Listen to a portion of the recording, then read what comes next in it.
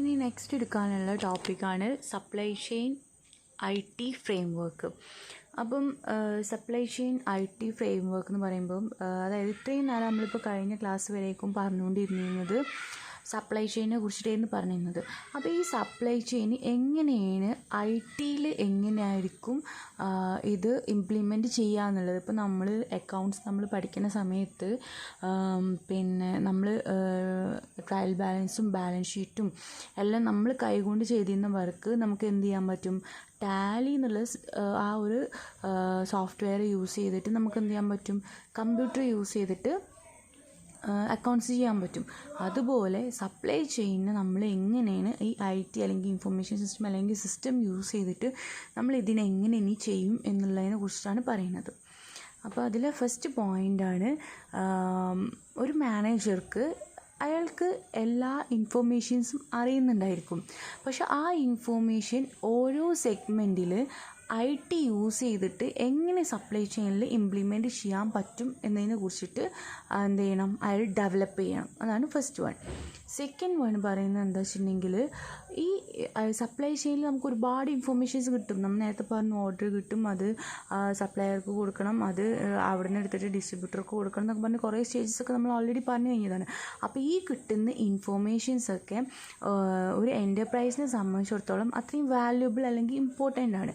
അപ്പോൾ ഈ ഇൻഫോർമേഷൻസ് എന്ത് ചെയ്യും, ഒരു എൻ്റർപ്രൈസ് സോഫ്റ്റ്വെയർ യൂസ് ചെയ്തിട്ട് എന്ത് ചെയ്യും, ഈ ഇൻഫോർമേഷൻസൊക്കെ ക്രോഡീകരിക്കും.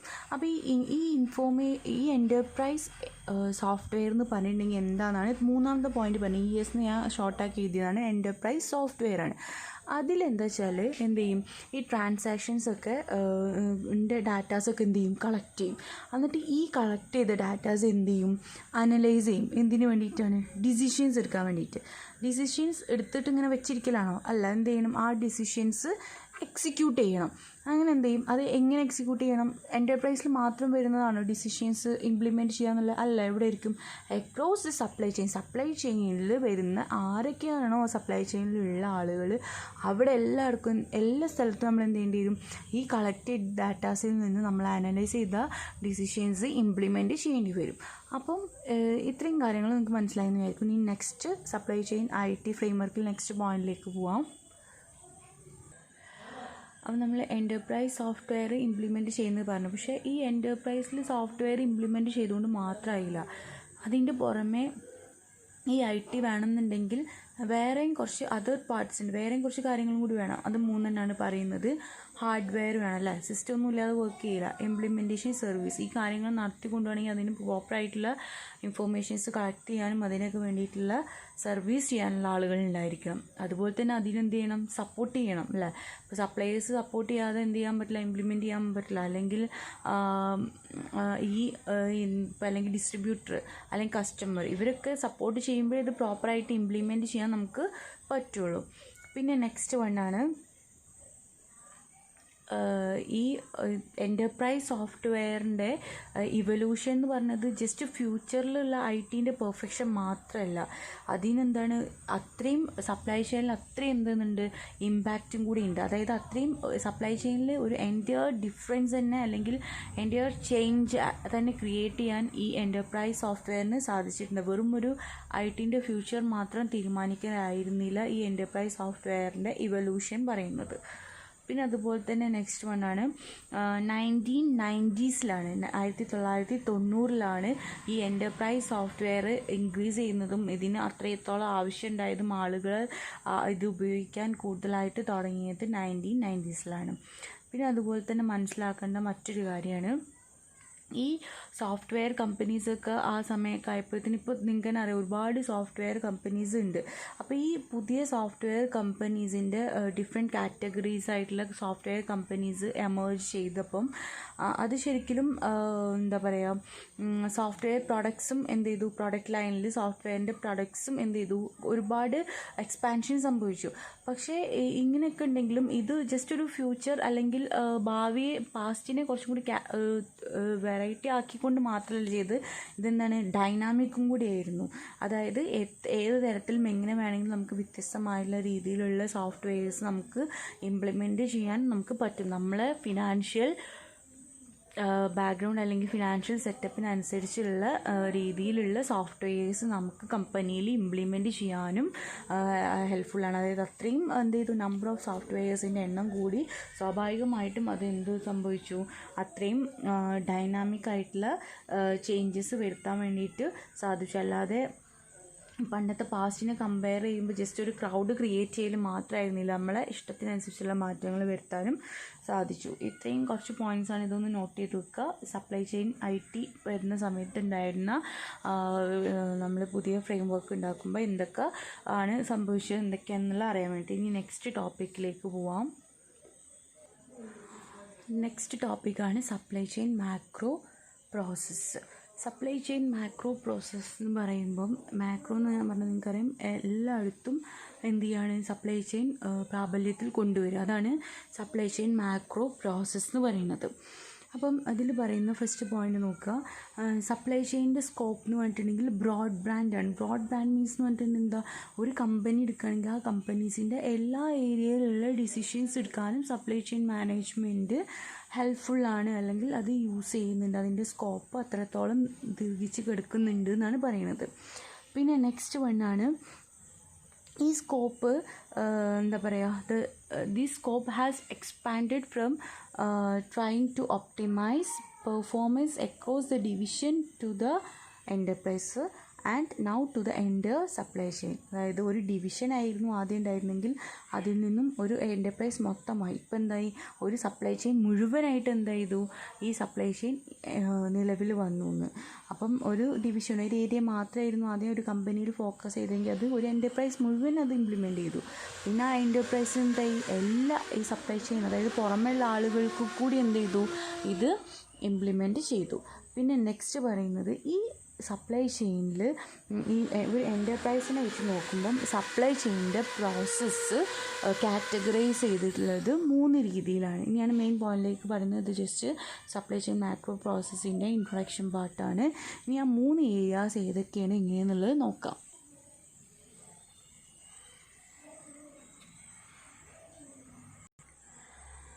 അപ്പോൾ ഇതാണ് 3 മെയിൻ ഏരിയാസ് അല്ലെങ്കിൽ 3 മെയിൻ സ്ട്രീംസ് അല്ലെങ്കിൽ 3 main process of macro supply chain. അതിൽ ഫസ്റ്റ് വൺ നോക്കുക, CRMൻ്റെ full form customer relationship management. Customer relationship management എന്ന് പറഞ്ഞിട്ടുണ്ടെങ്കിൽ ഇത് ഫോക്കസ് ഓൺ ഡൗൺ സ്ട്രീം. അതാണ് കറക്റ്റ് പോയിന്റ് നോട്ട് ചെയ്യേണ്ടത്, ഡൗൺ സ്ട്രീം. അതായത് എൻ്റർപ്രൈസും കസ്റ്റമറും തമ്മിലുള്ള ഇൻട്രാക്ഷനാണ് CRM എന്ന് പറയുന്നത്, കസ്റ്റമർ റിലേഷൻഷിപ്പ് മാനേജ്മെൻറ്റ്. സെക്കൻഡ് വണ്ണാണ് ISCM എന്ന് പറഞ്ഞാൽ ഇൻറ്റേർണൽ സപ്ലൈ ചെയിൻ മാനേജ്മെൻറ്റ്. ഇതിൽ ശ്രദ്ധിക്കേണ്ടത് പ്രോസസ് ഫോക്കസ്ഡ് ഇൻറ്റേർണൽ ഓപ്പറേഷൻ. അതായത് ഒരു ഓർഗനൈസേഷൻ്റെ അകത്തുള്ള different departments, different divisions, different managers തമ്മിലുള്ള ഇൻറ്റേർണൽ ഇൻട്രാക്ഷനാണ് ISCM എന്ന് പറയുന്നത്. നെക്സ്റ്റ് തേർഡ് വണ്ണാണ് SRMൻ്റെ full form supplier relationship management. ഇതെന്ന് പറഞ്ഞു കഴിഞ്ഞാൽ അപ്സ്ട്രീം ഇൻട്രാക്ഷൻ. അതായത് എൻ്റർപ്രൈസും സപ്ലയറും, ആരാണ് അവർക്ക് പ്രൊഡക്റ്റ് സപ്ലൈ ചെയ്യുന്നത്, അവരെയാണ് സപ്ലയേഴ്സ്. അപ്പോൾ ഇവർ തമ്മിലുള്ള ഇൻട്രാക്ഷൻ. അപ്പോൾ മേലത്ത് ഡൗൺ സ്ട്രീം, നടുക്കത്ത് ഇൻറ്റേർണൽ, മൂന്നാമത്തത് അപ്സ്ട്രീം. ഇതാണ് നോട്ട് ചെയ്യേണ്ടത്. ഇനി നിങ്ങൾ മനസ്സിലാക്കേണ്ടത്, ഇപ്പോൾ ഈ പറഞ്ഞ ഈ macro supply chain process implement ചെയ്യണം എന്നുണ്ടെങ്കിൽ TMF എന്ന് പറഞ്ഞിട്ടുള്ള സോഫ്റ്റ്വെയർ വേണം. അതാണ് ഞാൻ പിക്ചറൈസ് ചെയ്തിട്ട് താഴെ കാണിച്ചിട്ടുള്ളത്. TMFൻ്റെ full form transaction management foundation. ഈ സോഫ്റ്റ്വെയർ വേണം. എന്നാൽ മാത്രമേ എന്ത് ചെയ്യാൻ പറ്റുള്ളൂ, ഇംപ്ലിമെൻറ്റ് ഈ പറയുന്ന ഈ 3 മാക്രോ പ്രോസസ്സ് തമ്മിൽ ഇംപ്ലിമെൻറ്റ് ചെയ്യാൻ നമുക്ക് പറ്റുള്ളൂ. അതായത് TMF സോഫ്റ്റ്വെയർ എന്താണ്, actually it is necessary for these 3 macro process to function and to communicate each other. പിന്നെ അതുപോലെ തന്നെ നമ്മൾ ശ്രദ്ധിക്കേണ്ട വേറൊരു കാര്യം, ഇതിൽ ഈ TMF ഇംപ്ലിമെൻറ്റ് ചെയ്യുന്ന സമയത്ത് ചില ബേസിക് ആയിട്ടുള്ള കാര്യങ്ങൾ വേണം. അതായത് ബേസിക് ERP സിസ്റ്റം വേണം. ERP means finance and human resource. അതായത് സാമ്പത്തികമായിട്ടും വേണം, ഇത് നടപ്പിലാക്കാനുള്ള വർക്കേഴ്സും വേണം. അതാണ് ERP സിസ്റ്റം. പിന്നെ അതുപോലെ തന്നെ ഇൻഫ്രാസ്ട്രക്ചർ സോഫ്റ്റ്വെയർ വേണം, അതേപോലെ തന്നെ ഇൻ്റഗ്രേഷൻ സോഫ്റ്റ്വെയർ വേണം. ഇതും കൂടി ഉണ്ടായാലേ ഈ TMF നമുക്ക് എന്ത് ചെയ്യാൻ പറ്റുള്ളൂ, പ്രോപ്പറായിട്ട് ഇംപ്ലിമെൻറ്റ് ചെയ്യാൻ പറ്റുള്ളൂ. അപ്പോൾ ഇതിൻ്റെ നിങ്ങൾ എഴുതുന്ന സമയത്ത് ഇതുപോലെ എഴുതി വെക്കരുത്. ഇതൊക്കെ കൃത്യമായിട്ട് ഫുൾ ഫോം ആക്കിയിട്ട് തന്നെ നോട്ട്സ് പ്രിപ്പയർ ചെയ്യുക. ഇനി നെക്സ്റ്റ് നമുക്ക് നോക്കാം. Next why focus on macro process. എന്തിനു വേണ്ടിയിട്ടാണ് നമ്മൾ ഈ മാക്രോ പ്രോസസ്സിൽ ഫോക്കസ് ചെയ്യുന്നത്, എന്തിനു വേണ്ടിയിട്ടാണെന്നാണ് നെക്സ്റ്റ്. എന്തിനു വേണ്ടിയിട്ടാണ്? After decades of focusing on internal process, a firm must expand the scope beyond internal process and look at the entire supply chain to achieve breakthrough performance. അതായത് നമ്മൾ ഇൻറ്റേർണൽ പ്രോസസ്സിൽ മാത്രം focus ചെയ്യുകയാണെന്നുണ്ടെങ്കിൽ നമുക്ക് എന്ത് ചെയ്യാൻ പറ്റില്ല, നമ്മൾ വിചാരിച്ച രീതിയിൽ കമ്പനി എന്ത് ചെയ്യില്ല, റീച്ച് ചെയ്യാൻ പറ്റില്ല മീൻസ് ഏതൊരു ബിസിനസ് ഫേം സ്റ്റാർട്ട് ചെയ്യുന്നതിൻ്റെയും ബേസിക് ആയിട്ടുള്ള മോട്ടീവ് ടു ഏൺ പ്രോഫിറ്റാണ്.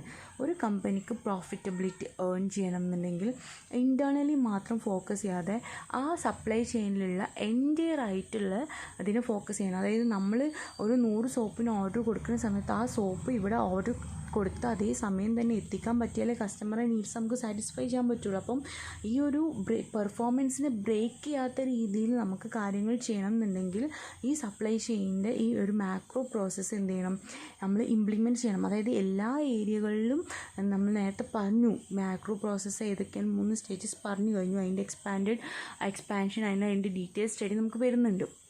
അപ്പോൾ എന്താണ്, അതിൽ ഫോക്കസ് ചെയ്താൽ മാത്രമേ എന്ത് ചെയ്യാൻ പറ്റുള്ളൂ, നമുക്ക് ബ്രേക്കില്ലാതെ നമുക്ക് എന്ത് ചെയ്യാൻ പറ്റുള്ളൂ, പെർഫോമൻസ് ചെയ്യാൻ പറ്റുള്ളൂ.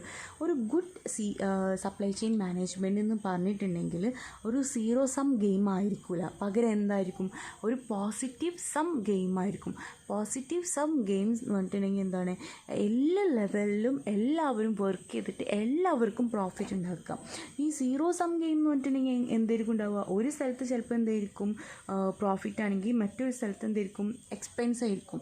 അപ്പോൾ അതെന്താവില്ല, എക്സ്പെൻസും പ്രോഫിറ്റും ഒരേപോലെ വന്നു കഴിഞ്ഞാൽ ശരിക്കും എന്തായിരിക്കും, 0 ആയിരിക്കും ഉണ്ടാവുക അല്ലേ. 100 പ്രോഫിറ്റ് ഉണ്ട്, 100 എക്സ്പെൻസ് ഉണ്ടെങ്കിൽ 0 വന്ന്. അപ്പോൾ ഒരിക്കലും സീറോ സം ഗെയിം ആവരുത്, പകരം എന്തായിരിക്കണം പോസിറ്റീവ് സം ഗെയിം ആയിരിക്കും. അതായത് എല്ലാവരും ഹാർഡ് വർക്ക് ചെയ്തിട്ട് എല്ലാവർക്കും പ്രോഫിറ്റ് ഉണ്ടാവുന്ന രീതിയിൽ മെച്ചപ്പെട്ട രീതിയിൽ പെർഫോം ചെയ്യണം. അപ്പോൾ ഇതാണ് മാക്രോ പ്രോസസ്സ് എന്തിനു വേണ്ടിയിട്ടാണ് നമ്മൾ ഫോക്കസ് ചെയ്യുന്നത് എന്നുള്ളത് നമ്മളിപ്പോൾ നോക്കിയത്. ഇനി നെക്സ്റ്റ് ടോപ്പിക്കിലേക്ക് പോവാം.